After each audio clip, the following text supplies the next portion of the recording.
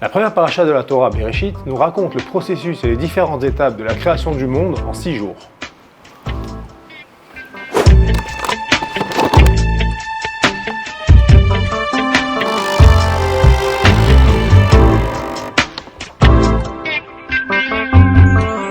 Dieu commence par créer les ténèbres et la lumière.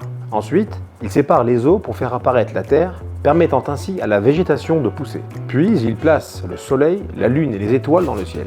Ensuite, viennent les poissons, les oiseaux et les premiers animaux rampants. Au 6e jour, il crée les animaux terrestres, le bétail et enfin l'apogée de la création, l'être humain. Le 7e jour, Dieu parachève son œuvre par la création du Shabbat. Cet humain, formé à partir de la poussière dans laquelle Dieu insuffle un souffle de vie, devint une âme vivante, un être parlant. Cette créature originelle appelée Adam inclut à ce moment-là en elle 2 dimensions, le masculin et le féminin. Dieu place Adam dans le jardin d'Éden et lui permet de consommer les fruits de tous les arbres, à l'exception de celui de l'arbre de la connaissance du bien et du mal. Mais Dieu considère qu'il n'est pas bon que cet homme, avec un grand H, soit seul avec lui-même. Il décide de dissocier ces 2 identités et de les mettre face à face. Et c'est à partir d'une des côtes de Adam que Dieu va créer Ève, la femme. Le serpent persuade Ève de transgresser le commandement divin, elle mange et partage le fruit défendu avec Adam.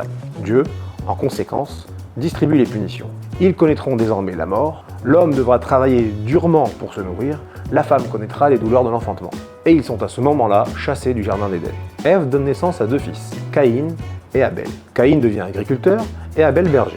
Lorsque le sacrifice d'Abel est agréé par Dieu alors que celui de Caïn est rejeté, Caïn, dans un accès de jalousie, tue son frère Abel et commet ainsi le premier homicide de l'histoire. Après avoir refusé d'assumer sa faute, Caïn est condamné à l'errance pour le reste de son existence. Adam et Ève auront à l'âge de 130 ans un autre fils, appelé Shet.